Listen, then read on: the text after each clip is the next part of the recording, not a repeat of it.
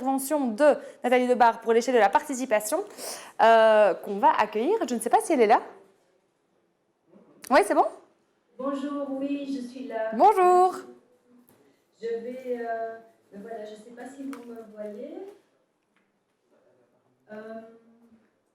Je vais peut-être directement partager mon écran.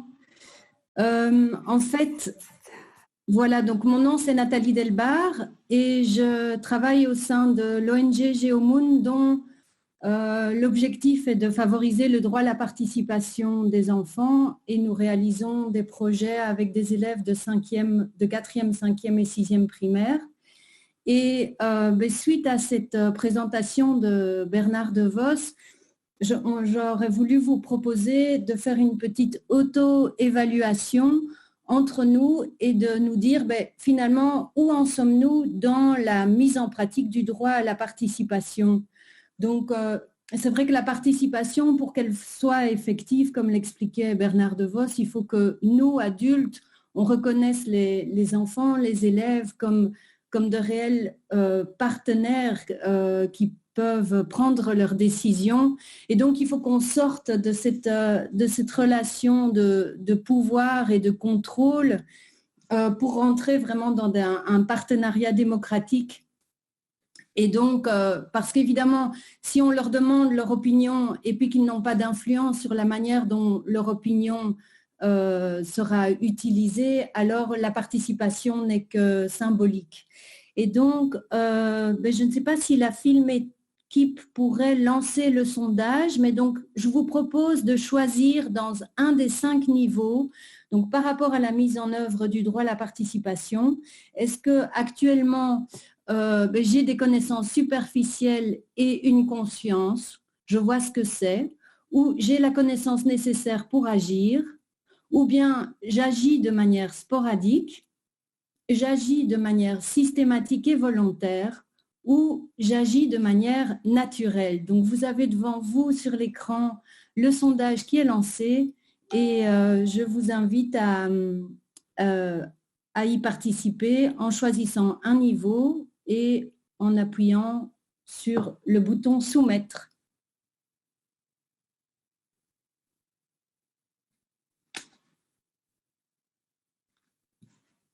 Alors, je fais appel à la Film Équipe pour voir si les différentes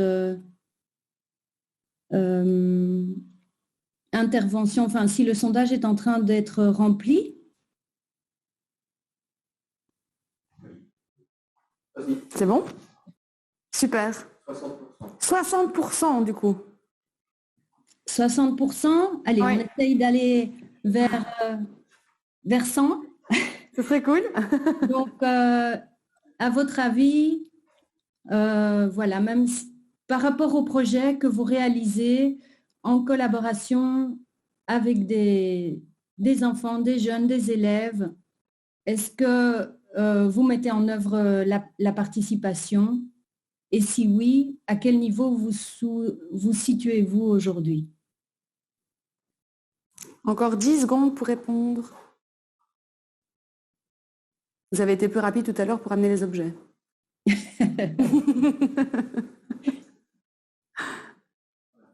Voilà. Ok. Alors, on peut projeter les résultats du sondage? Oui, on les partage. Eh bien, voilà. Super. Merci. Vous les voyez? Oui. Donc, on a 9% pour le niveau 1, 4% pour le niveau 2, 28% pour le niveau 3, 23 sur le niveau 4 et 36 sur le niveau 5. Mais j'aurais voulu inviter une personne qui s'est mise sur le niveau 3 ou n'importe quelle personne qui voudrait partager une expérience. Est-ce que... Il y a la possibilité de lever la main, hein, si jamais, dans le Zoom, si quelqu'un veut intervenir. Quelqu'un, ou peut-être simplement lever la main. Le seul problème, c'est que je ne vous vois pas tous et toutes. Oui, voilà. Donc, comme le but de cette journée, c'est vraiment le partage par les profs, pour les profs, est-ce qu'une personne voudrait... Ah, je vois... Je pense qu'on m'a mis, en fait. Donc voilà. En fait, moi, j'ai envie de partager mon expérience d'enseignant, tout simplement parce que cette participation, notamment le fait de mettre des règles, je le fais dans ma classe. En fait. Au tout début d'année, je passe la première semaine, donc c'est-à-dire certainement 5 heures de cours, à travailler sur les règles à mettre en place avec eux. Histoire après de pouvoir y revenir. Et donc, généralement, je leur dis qu'il y a 3 règles importantes. Mais alors, en fait, la difficulté que je peux rencontrer, et qui est un peu compliqué dans votre sondage, c'était, je parle de ma pratique à moi, mais elle est par contre une pratique sporadique dans l'ensemble de l'école. Dans le sens où ça veut dire que les règles et les choses qu'on peut parfois faire dans ma classe ne sont pas celles qu'on peut faire dans la classe des autres. Et ça, c'est quelque chose qu'il faut spécifier aussi avec les élèves. Donc voilà, c'est ce que j'ai envie de dire déjà tout à l'heure par rapport à l'intervention de M. Devos, c'est que j'en profite d'avoir la parole maintenant. C'est que culturellement, en fait, c'est compliqué à mettre en place la participation d'une manière générale et ça demande vraiment un gros travail. Pourtant, je suis dans une école où c'est énorme en fait, le travail au niveau de la participation et de l'implication et de la place que les élèves sont faits. Mais même comme ça, il reste encore des bons vieux, des bons vieux sur l'ancienne manière de fonctionner, etc. Qu'est-ce que vous voulez dire par culturellement?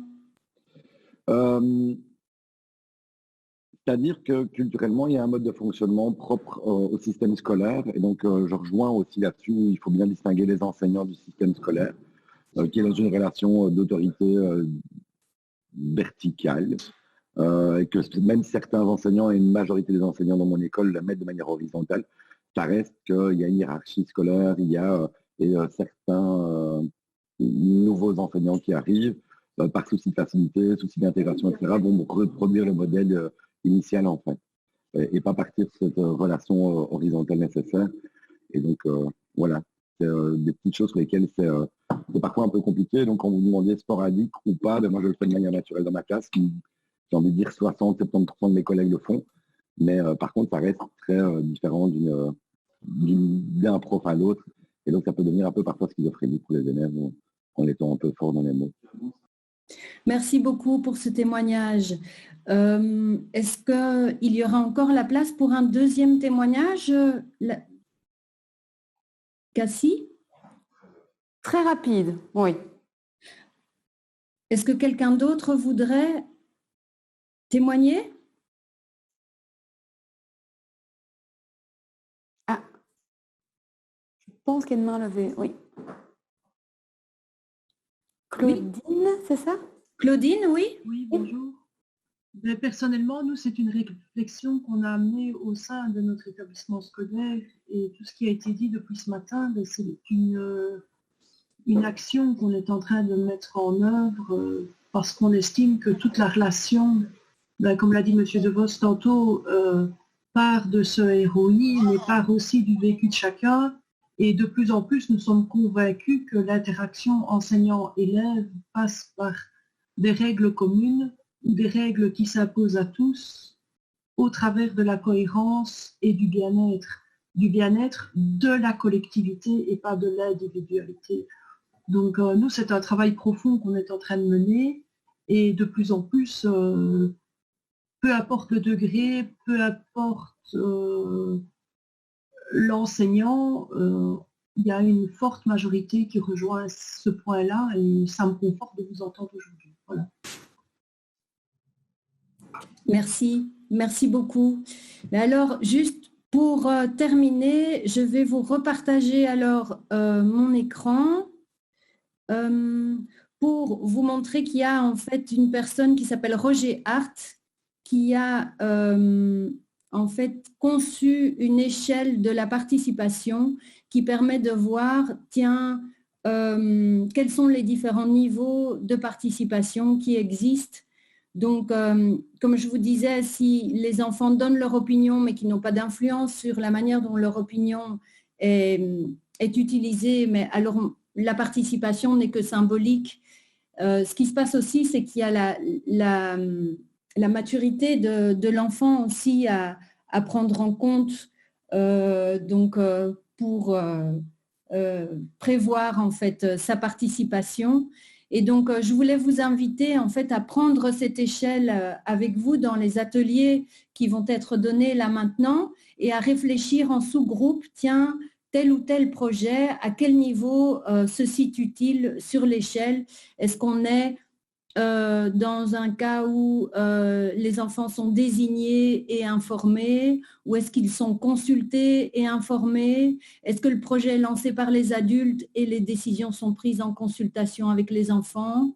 Ou est-ce que le projet est lancé et dirigé par les enfants? Ou est-ce que le projet est lancé par les enfants et les décisions sont prises conjointement avec les adultes? Voilà. Merci beaucoup en tout cas. Et je vous souhaite une bonne continuation dans cette journée. J'imagine que c'est la pause maintenant.